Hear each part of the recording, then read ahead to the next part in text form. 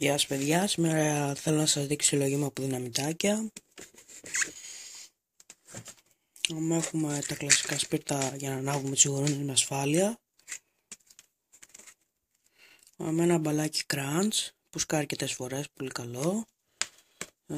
Explosive 1, πάρα πολύ καλά, είναι μικρά δυναμητάκια αλλά σκάνει πραγματικά πάρα πολύ δυνατά. Έχουμε τα waterproof bomb, θα σας δείξω και ποια είναι, ορίστε.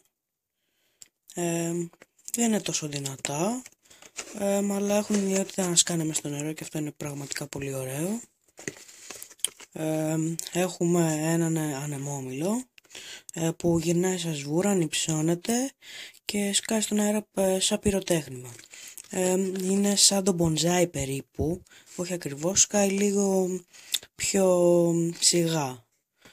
Τέλος πάντων, έχουμε δύο σφυρίχτρες 12 βολών, πολύ ωραίες είναι.